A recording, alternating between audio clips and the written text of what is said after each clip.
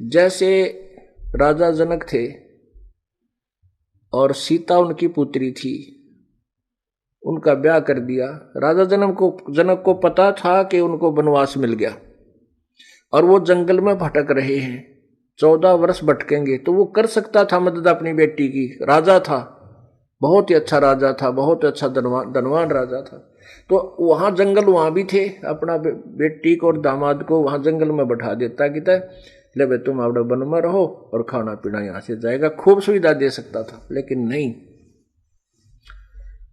वो विद्वान था, वो ज्ञान भगवान के विधान से परिचित था कि बच्चे की किस्मत के साथ वो खुद संघर्ष करेगी, हम उसकी कुछ मदद नहीं कर सकते और ना ही ऐसा हमें करने में कोई लाभ होगा। रावण के साथ युद्ध हुआ तब भी जनक ने कोई एक्शन नहीं लिया कि जैसे इनके कर्म है ये आप निपटेंगे, और वैसा ही हुआ। जनक ने मदद ना करी तो भी सीता का जीवन जैसा था वैसा ही प्रफुल्लित हुआ। इस प्रकार जो समझदार व्यक्ति ज्ञान के आधार में चलेंगे तो या बिरानी आग ना जलेंगे। मान लीजिए बच्चे ने कोई व्यापार किया है और आप भी साथ ही लग रहे हो, हानि होगी। तो जब आपको ये ज्ञान होगा कि इसके भाग में ऐसा ही लिखा है तो घना दुख ना होगा, क्योंकि हम जीव हैं, थोड़ा बहुत ठेस तो लगेगी, पर यू ज्ञान फिर उसको मरहम जल्दी कर देगा, मरहम उसका तुरंत लगा देगा, वो दर्द ज्यादा नहीं दुखी करेगा। ये बात याद आवेंगी या बिरानी आ गया भाई काल न ला रखी है, इस ज्ञान से बुझेगी, ज्ञान से नॉर्मल होगी, कम होगी। और जो सत्संग नहीं सुनते हुए रात ने भी मुंह ढक कर रोए, जा क्या होगा बेटा दुखी हो गया, हाय मर गया, नाश हो गया, तो यह आग बिरानी जलेगा। और नाम जिसके पास है भक्ति करेगा, भगवान ने रोआ भी का तो भगवान तुरंत उसको सांत्वना देगा, कहीं ना कहीं से समाधान करके देगा और बचाएगा। फिर कहते हैं कुबद कांचड़ी चढ़ी चित पे तू हो गया मनुष्य नागरे, सूझे नहीं सजन सुख सागरे बिना प्रेम बैराग रे। या कुबद कांचड़ी चढ़ी चित पे और होया मनुष्य नागरे। ओए होए, एक बहुत बड़ा अधिकारी था, उसका इकलौता पुत्र, उसको बहुत अच्छी तरह शिक्षा देने के लिए उच्च मतलब अच्छे हाई फाई स्कूलों में उसको प्रवेश दिला के पढ़ा रहा था। एक गांव में एक बहन थी, उसका पति मर गया और उसके 15-16 एकड़ जमीन थी, और वो हकीकियों की लड़ाई संघर्ष में मार दिया किसी ऐसे झगड़े पर।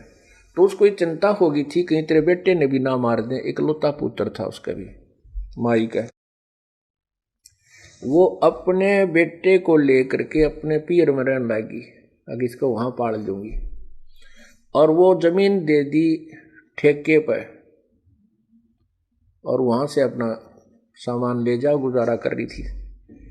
लड़का उस समय वो 2-4 वर्ष का था, फिर वो 15, 16, 20 साल 18 वर्ष का हो गया। तो उसके लड़के ने कहा माँ चल अपने घर पर हम अपनी खेती खुद कराएंगे, या मामा के घर में कब तक रहेंगे, अपना घर है वहां चलेंगे। तो उस माई ने आकर के जिनको वो ठेके पर जमीन दे रखी थी, साझे पर दे रखी थी जैसे भी हिस्से में, उनसे कहा भी हमारी जमीन छोड़ दो। उन्होंने जमीन त्यागने छोड़ने से मना कर दिया कि हम जमीन ना छोड़ दें। उसने फिर पुलिस में रिपोर्ट की। अब 15-16 एकड़ जमीन थी, नहर के साथ बहुत अच्छी उपजाऊ जमीन थी। वो बात उस बड़े अधिकारी तक पहुंच गई। उसने देखा, पता कराया, भी देखो ये जमीन उनके कैसे है, कब्जे में क्यों है, कैसे है, जैसे भी। तो उनको पता चला पटवारी से कि ऐसा कोई नहीं है, विशेष कोई कब्जे वाली बात इनकी है नहीं और ये सेट हो सकता है। तो उसने उमाई को टाइम दे दिया कि तू 5-7 दिन के बाद आना, हम इसकी इंक्वायरी करते हैं, तेरी जमीन दिवा देंगे। दोबारा वो माई गई तो उसका लालच आ गया बड़े अधिकारी का, 16 किलो जमीन तू को ना खरीद ले, सस्ती मिल रहा कती। उन जो जमीन बोया करते थे उन मुजारों को तो उसने धमका दिया वो तो कहने लगे जी जो तुम कहोगे हम ऐसे कर देंगे, हमने छोड़ देंगे हम इसकी जमीन को। उधर से उस माई को कह दिया कि वो नहीं छूट सकती तेरी जमीन, तेरी जमीन नहीं छूट सकती, उनके कब्जा हो गया है, उनका तो नाम गवाही चल रही है, ऐसे उगाही चल रही है, ऐसे ऐसे बता दिया। वो माई लागी रोन बुरी तरह, क्या होगा? ने बोला तूने कुछ थोड़े बहुत पैसे चाहिए तो दिला दूंगा मैं। तो वह कई लाखों की जमीन थी, 10-20 हजार में वो माई पे ले ली, उस माई को दे दी, उसके अंगूठे दस्ते करवा के अपने नाम करो, अपने मतलब पत्नी का जैसे भी अपने कब्जे में उसने कर। अब बुढ़िया रोती हुई चली कि क्या करे, जब यहाँ का सुप्रीम जब सबसे बड़ा अधिकारी है जवाब दे दे तो फिर कहाँ जाए इंसान। अब बुढ़िया अपना ले के 10-20 हजार रुपये 15-16 किला गए 20 पहले ऐसा सस्ता समय था, उसने अपना किता और गुजारा कर दिया, बेचारी ने दुख सुख पाई। अब उस अधिकारी जिसने उसकी मदद करनी चाहिए थी, उसका फर्ज कर्तव्य था, उसने उस कव्वे वाला काम किया, काग वाला काम किया। कैसे? जैसे गधे की कमर टूट जाती है, जख्म बन जाता है, गधे की कमर पर जख्म बन जाता है काम करता है, और उस कौवा क्या करता है, उस जख्म के ऊपर, जिंदे के जख्म के ऊपर चोंच मार के मांस खाता है, उसको अधिक दुखी करता। तो उस अधिकारी को चाहिए तो था उस माई की मदद करता, कोई बात ना माई, ऐसे ऐसी स्थिति है और आपका जमीन आपको दिलवाई जाएगी, क्योंकि ये कर्तव्य है उनका। उसके स्थान पर उसने अपने लालच में वह जमीन अपने करवा ली, अच्छा ला दिया बाग नहर के साथ में, सोचा था बुढ़ापे में वहाँ खूब खूब सैर सपट्टे करा करूँगा और तेरे बालक सेठ हो जाएगा तेरा बेटा। अब वो इकलौता लड़का था, खूब पढ़ाया लिखाया, लड़के को भी अच्छी पोस्ट मिल गई, शादी की तैयारी थी, कार दुर्घटना में वो लड़का मर गया। जिसके लिए उसने कुबद कमाई थी, जिसके लिए उसने पाप कमाए थे, बिरानी आग में जड़ा था, वो लड़का ही ना रहा और वो पाप रह गए उसके ऊपर। आगे देखना क्या होगा उस व्यक्ति के लिए। तो यहां बताते हैं कि कुबद कांचड़ी चढ़ गई चत पे, तो हो गया मनुष्य नाग रे, ओए होए।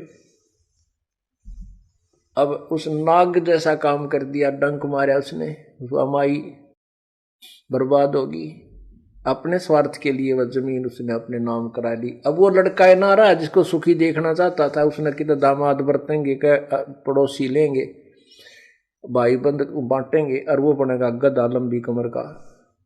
तो यहां याद दिलाया जाता सत्संग के अंदर, कुबद कांचड़ी चढ़ रही चित पे, तो हो गया मनुष्य नाग रे। मनुष्य वाला काम छोड़कर नाग वाले काम शुरू कर दिए। सूझे नहीं सजन सुख सागर, बिना प्रेम बैराग रे। अब परमात्मा में बैराग और प्रेम जब जागेगा, तब जागेगा जब हम उसके संविधान से परिचित होंगे, अच्छे और बुरे का हमने ज्ञान हो जाएगा, फिर हम गलती नहीं कर सकते, हम कोई भी पाप नहीं कर सकते।